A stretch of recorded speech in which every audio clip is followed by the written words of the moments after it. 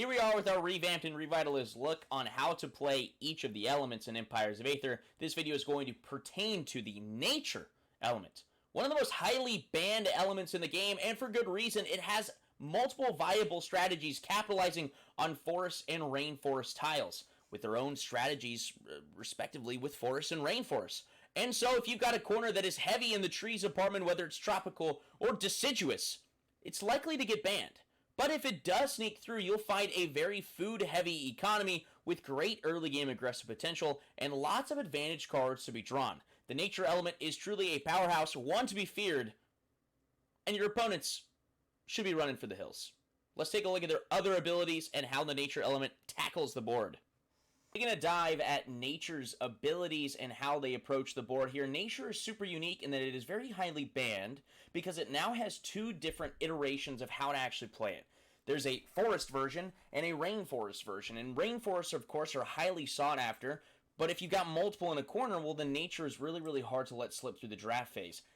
However, when it does slip through, it hasn't been winning that frequently, and so perhaps it doesn't deserve to be so highly banned, which might actually make it seem less of a threat, where it could then have some breathing room to maybe jump ahead in the polls here. And so nature, forests are going to give us some extra food, but the biggest bullet point on this card is every time we purchase a forest or rainforest, we get an advantage card. And so this is why nature in both versions of the game have very, very strong early games. You have to be pretty tactical with your early game. You're fairly aggressive, but you're not jumping at your opponents with 3 or 4 soldiers in, turns 1 or 2. It's usually you collecting a full hand of advantage cards in the first couple of turns, seeing where there's an opening, and using your advanced movement with your traditional builds, or if you're taking the Rainforest version, you can actually stall a few turns and build up an army of beasts, which is the final bullet point on this card. You have what is going to be a pretty common theme throughout a lot of these elements. They have units that aren't just soldiers or armies, they have beasts at their disposal, and as of right now, we've got some cool pieces for them to wield in that department. Leopards, gorillas, mammoths, elephants, if you will. But anyways, let's take a look at their cards. And so we're going to separate this into 2 categories here, and we're going to do the forest version first, because that, of course, is what came first here for us. And so one of our primary abilities that we're looking at here is Jungles or Forest 2. And this was in the game well before the Rainforest version of Nature was here. And of course, this is a super situational card. I don't think it's worth it if you have 1 Rainforest in your corner, but it is definitely worth it if you have 2 or more Rainforests in your corner or within reach that you're going to be able to purchase. Getting really, really strong, neutral, just generic tiles that are great for your economy, but also give you a free advantage card is a massive resource. But of course, I wouldn't take this if there's only 1 Rainforest. And so for the Forest Nature, your signature Tier 1 card that is going to give you a lot of early game implications is this Tarzan Scream card. A very powerful card. But what it allows you to do is teleport your general from an owned forest tile, it does have to be a forest, 2 tiles away.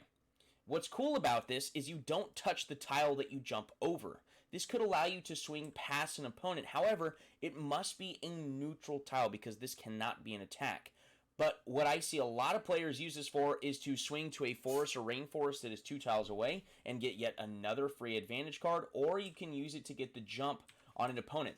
Because another bonus of the Nature large card is Forest and Rainforest. When we put defensive fortifications on them, they have defensive bonuses on them. So if we land on a Forest or Rainforest and put defensive fortifications on it, it's going to be very difficult for our opponent to take it. We can suffocate them in opening turns. So this is something we're taking in almost every single instance of this game. Arboretum is our generic, just convert a tile into a forest. It doesn't get us that free advantage card, but you'll see why having numbers of forests is so important for our later stages of the game with this build. And then our other Tier 1 option is going to be tree farming or our passive, depending on how many rainforests you've got here. Tree farming is just a very generic extra resource building. It's really only good if you're going to use it in the opening turn or maybe turn 2. It's really not worth it past that. There are other abilities down here that will work for us. They are more engineered for the rainforest build here. This one is going to be a really, really solid choice in most builds, I would say now. No forest or rainforest can be attacked until your next turn. Really solid there. Or even Macaw. Macaw is going to allow you to duplicate advantage cards in other people's hands, which is really, really powerful potentially. But if we stick to the theme of the original nature build, let's just stick to the original set of cards, which is going to be these three as your main tier 1s. I do think tree farming most of the time should be substituted with poachers equal bad or macaw nowadays, but that's the situation there. Our tier 2, we can convert 2 more tiles into forest. We're almost always going to take this one because it's going to tie into our tier 3 super well. And then we've got a few options in terms of utility here. Their main aggressive option is going to be the Ents are going to war. For 10 food, we can get 2 armies, and they can immediately attack. However, they must stay within 2 tiles of the forest that they start on. So this gives us a lot of military power. We're a very heavily food economy nation with this extra bonus food from our forests. We're turning stuff into other forests and getting rainforests as well. So we've got a lot of food, and so we're getting cheap soldiers, which is going to be supplemented with our own soldiers. Beyond that, really powerful. It's polar bears without the risk of those trees getting removed and therefore removing our army, so it's super, super strong, but that's why it has a little bit of a down payment on it. The more common final tier 2 card that is taken here is a Soldier Eliminator. Nature does not have the strongest late game, but it does have a lot of implications in the late game. Its quest is really, really accessible for them, which we'll get to here in just a second. So Archers in the Trees is going to help us stem the blow if anyone is trying to aggress upon us in the tier 2 stage. This is going to allow us to eliminate soldiers or invaders from range. However, everything is themed around these tiles, so we can only activate this tile from forest or rainforest. Opponents can plan around that. But because we have the capability of being able to turn 3 tiles at this point in the game into forest tiles, we should always be able to maneuver around and use that ability. The other tier 2 option that I really, really like, especially if I see the potential for me to be very aggressive, and of course this depends on the matchup. We're not really good at eliminating blizzard tiles, so we don't want to mess with that. Fire's got a counter card against us now, so we really don't want to mess with fire. However, most other nations we can contend with between turn 1 through 5. We're typically going to be a little bit more powerful than them. We're a really interesting mid-range tempo disruptive game where lightning doesn't really want to aggress upon us because there's a chance that we spawn a lot of soldiers and disrupt their attacking rhythm, but we also get soldiers on the board before some of these later game nations and are really, really good at crushing their outer tiles. And so View from the Canopy is going to help you get that extra leg up. Who is the ideal target? Well, when your general is within 2 tiles of an opponent, you can look at their hand to see if there's any curveball that could disrupt your attack there.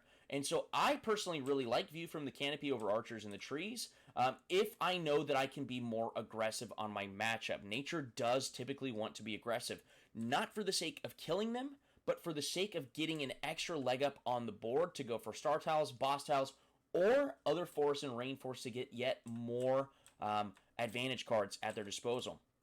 And so their tier 3s, they do have some powerful stuff here. I think Nature's really, really good at 10 armies, and their quest is fairly accessible. Own 6 forests and have at least 1 army in each of them. Well, if you look at your abilities, we only have 3 forests at our disposal, and those are just the ones that we've generated. Of course, we're not picking nature if we've got no forest or rainforest in our corner, but these are 6 forests. They're not the most commonly appearing tile on the board. We've got 1, 2, 3, 4, 5, 6 on this board in total. So what else do we need in order to bridge that gap? Our other signature ability is going to be Overgrown.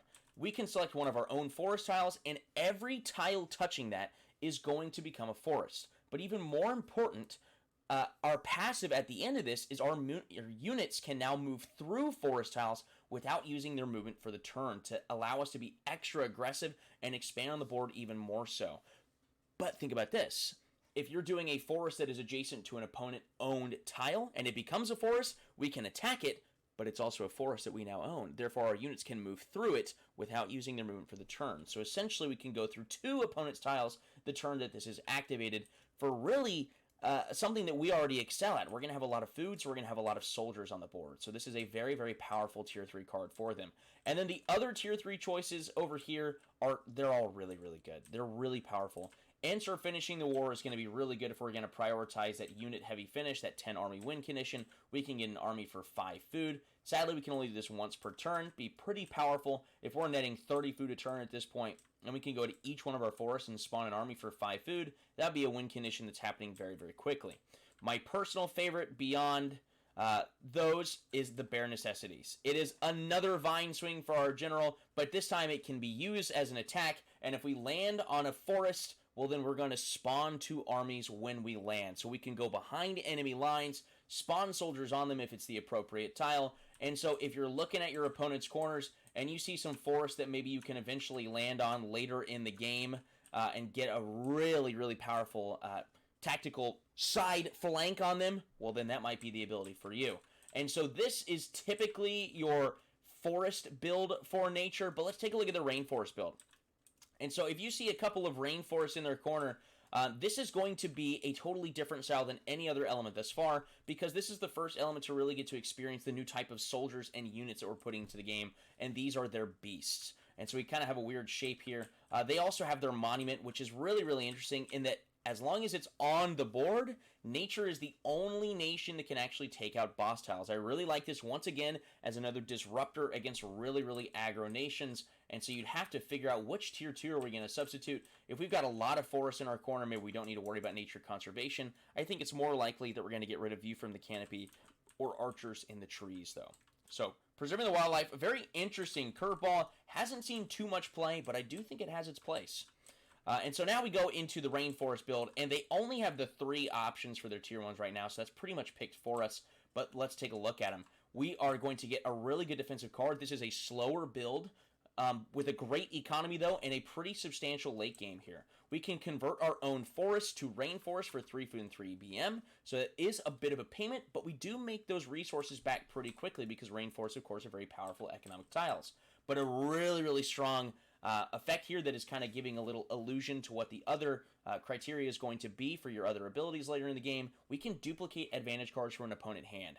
Very powerful, especially if we know that the Air Nation is recalling advantage cards that have already been powerfully used in this game. Well, then we know that we're going to get some winners out of that, so I really like it in some specific matchups. And then we get to tier 2, where we have to make some sacrifices here. Really good stuff here. And we get into the flavor of what's going on here. So we've got 4 choices for this rainforest theme, but of course we don't have to not take any of these cards up here. But these are more thematic for us here. Equatorial sightseeing. We can convert and own forest and any other tile you own into rainforest tile. So this is going to kind of help us bridge the gap here. So we do need forest at some point, but this is going to help us get to multiple rainforests, which we will need to activate our more powerful effects. You'll see everything has sort of Tarzan names, so we've got Sabor, the leopard, we've got Kerchak, the gorilla. And both of these right here are tier 2 alternative units. You must own 2 rainforest tiles to activate this effect. Sabor is going to be a cheaper unit, but can attack from 2 tiles away and eliminates loose soldiers, so very aggressive. Kerchak, however, it's going to be more expensive, but a more power to its swing. But when it attacks, it's going to eliminate an advantage card from your opponent's hand. So nature already excels at getting advantage cards, more advantage cards than their opponents, and this is going to extend that gap even further by taking their advantage cards away from them.